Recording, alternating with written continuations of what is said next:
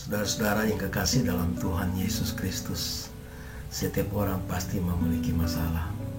Besar kecilnya masalah, itu pasti dialami oleh setiap orang.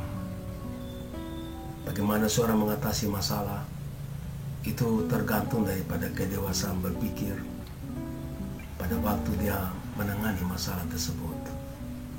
Masalah selalu silih berganti dalam hidup kita. Masalah hari ini, ada juga masalah hari besok. Ada juga masalah di minggu yang akan datang. Ada masalah yang datang pada bulan yang akan datang. Bahkan dalam setiap tahun ada masalah yang selalu membebani kita. Bagaimana saudara menghadapi situasi masalah-masalah dalam hidup saudara? Apakah saudara kalah daripada masalah? Atau saudara keluar sebagai pemenang terhadap masalah saudara? Seringkali kita mencari pertolongan untuk bagaimana masalah kita bisa tertolong. Kadangkala ekonomi bisa menolong kita dalam mengatasi akan satu persoalan kita. Uang misalnya bisa menolong masalah pada waktu kita tidak bisa makan untuk hari ini. Uang mampu untuk mengatasi masalah, untuk bisa memberikan saudara makan untuk satu hari ini.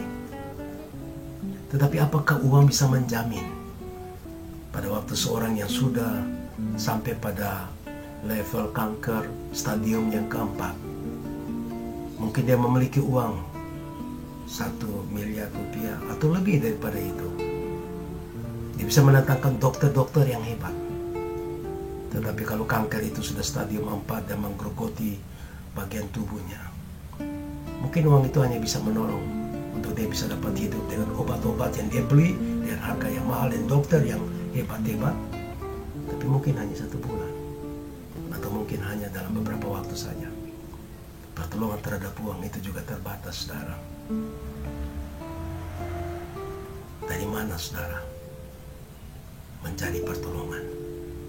Bersumber kepada uang, bersumber kepada kekuatan diri sendiri. Saya mau memberitahu kepada saudara, seperti yang tertulis di dalam Mazmur pasal 121 ayat yang pertama sampai ayat yang ke-8. Dikatakan dalam firman Tuhan itu, aku melayangkan mataku ke gunung-gunung. Dari manakah datang pertolongan? Mencari pertolongan ke gunung-gunung. Artinya sudah mencari pertolongan kemana-mana. Gunung mungkin simbol di mana seorang bisa mendapatkan solusi. Karena gunung adalah simbol kekuatan, sumber solusi. Tetapi orang yang melayangkan mata mencari pertolongan pada kekuatan-kekuatan fisik, kekuatan-kekuatan gunung, material, dan dia akan memandang dan mencari solusi. Tetapi pertolongan juga pada akhirnya tidak bisa menolong dia di dalam masalah yang dihadapi. Saudara-saudara, ingatlah bahwa ada Tuhan pencipta langit dan bumi. Dia lebih besar daripada uang saudara.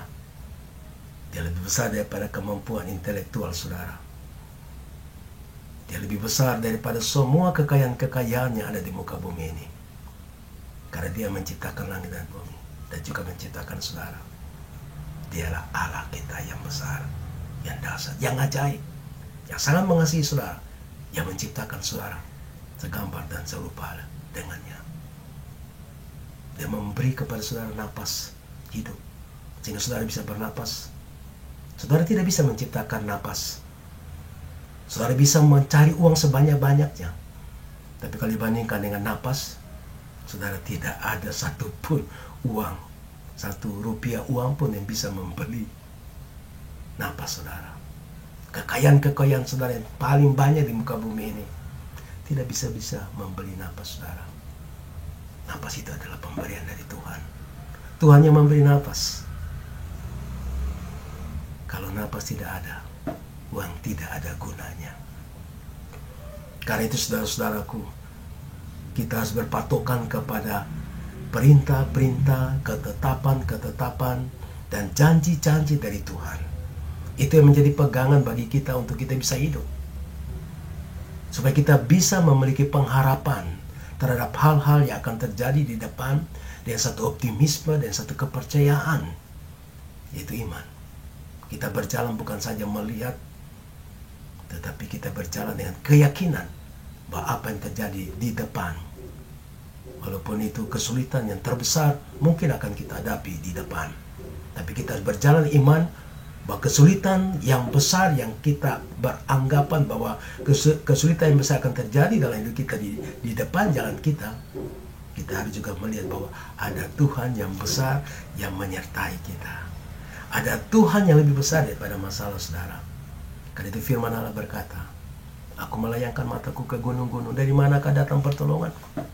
Pertolonganku ialah datang daripada Tuhan yang menciptakan langit dan bumi. Dia tak akan membiarkan kakimu goyah. Penjagamu tidak akan terlelap. Sesungguhnya tidak terlelap dan tidak tertidur penjaga Israel. Tuhan tidak pernah tidur. Tuhan adalah penjaga saudara. Tuhan adalah pelindung saudara. Dikatakan juga bahwa Tuhan adalah penjaga kita. Tuhan adalah naungan kita. Di sebelah kanan, tangan kananmu. Matahari tidak akan menyakiti engkau pada waktu siang, atau pada waktu malam, atau bulan pada waktu malam. Tuhan akan menjaga engkau terhadap segala kecelakaan. Ia akan menjaga nyawamu. Tuhan akan menjaga keluar masukmu dari sekarang sampai selama-lamanya. Pertolongan Tuhan di dalam penjagaan bagi saudara dan saya dari sekarang ini sampai selama-lamanya.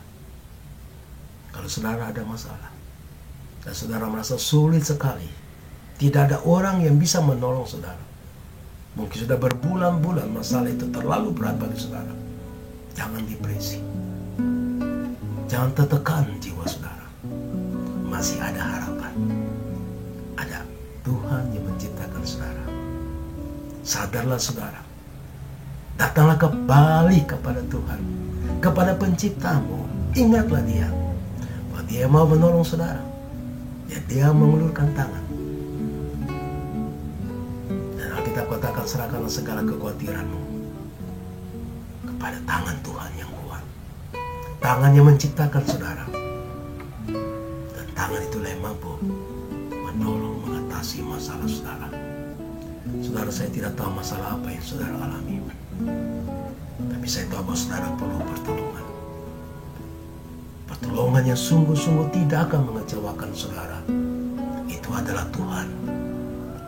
Di dalam tangan Tuhan yang kuasa, di dalam tangan Tuhan yang besar, Dia akan mampu mengatasi masalah terbesar saudara dengan tangannya yang besar itu. Maukah saudara datang dengan doa, dia rendah hati, mengaku di hadapan Tuhan bahwa saudara tidak bisa menyelesaikan masalah saudara sendiri. Hanya tangan Tuhan yang bisa menolong saudara. Datanglah dengan doa, sungguh-sungguh berdoa, minta kepada Tuhan. Alkitab katakan, kalau saudara mengetuk pintu, pintu akan dibukakan. Kalau saudara mencari, saudara akan menemukannya. Tuhan mendengar doa saudara. Tuhan tahu masalah saudara, dan Dia memberikan jalan keluar kepada saudara. Segala perkara dapat kutanggung di dalam Dia yang memberikan kekuatan kepadaku. Tuhan mampu menanggung semua masalah saudara. Datang kepada Dia, dan Dia akan menolong saudara saat ini. Datang kepada Yesus Kristus. Dia berdiri depan pintu dan mengetuk pintu hati kita. Kalau kita membuka pintu hati kita, Dia akan masuk dalam hati kita. Dia akan memberi kekuatan bagi kita, dan Dia memberi jawaban terhadap masalah-masalah yang kita hadapi.